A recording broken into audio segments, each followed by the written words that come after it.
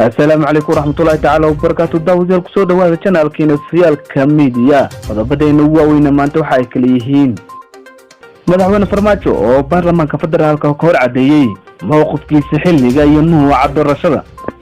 Wariye Caldon oo helay xorriyadiisa kadib muddo oo xirnaa xaafadda Islii oo laga qaaday xayiraadii socdaalka. Qodobadaas oo faahfaahinaya goorta kuma qodontaan wada keena magacaygu waa Maslax Masiib. fadlan haddaan u cusubtahay channelkan subscribe noo saar si aad la socoto wararkeena iyo warbixinadeena ugu dambeysay adigoo maadsan. haatan kusoo dhawaada warkii faahfaahsan. madaxweynaha Soomaaliya Maxamed Cabdullaahi Farmaajo oo furay kalfadhigii toddobaad ee baarlamaanka ayaa sheegay inay dawladda ka go'an tahay in dalka ay ka dhacdo doorasho waqtigeeda lagu qabto. madaxweynaha ayaa sheegay in dawladdu ay diyaar u tahay qabsashada doorasho ku qarsoonto xilligii loo aastay oo fursad u siinaysa shacabka Soomaaliyeed inay doortaan mas'uuliyiinta ay ku aaminsan yihiin hogaaminta dalka. madaxweyne Maxamed Cabdullaahi Farmaajo ayaa ugu baaqay shacabka inay gutaan mas'uuliyadda wadaniyadeed ee ka saaran go'aaminta masiirka dalka. hadaladiisina waxaa ka mid ahaa in ummadda Soomaaliyeed ay maanta ku noolaanayso waxaa caada ahaan jiray in la yiraahdo dhalinyaradu waa madaxdii berri, laakiin annagu waxaan idin leenahay dhalinyarada Soomaaliyeed waxaad tihiin madaxdii maanta.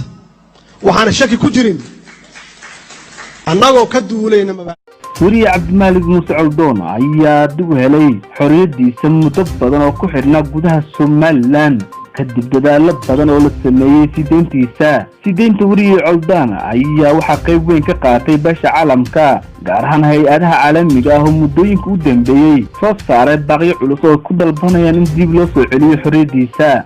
muddooyinkii dambe waxaa si weyn u socday oo laba baaqyo kala gedisan oo lagu xoojinayo dadaalada laga dalbanayo in dib u helo xorriyadiisa, kuwaas ugu dambeyn shalay hirgalay. Caldon ayaa waxaa hore loogu soo eedeeyay inuu qayb ka noqday falalidii kuwa madax banaanida ay ku doodo Somaliland iyo eedamo kale oo la xiriira sumcadil iskuulada Mareykanka oo ku yaala gudaha Somaliland.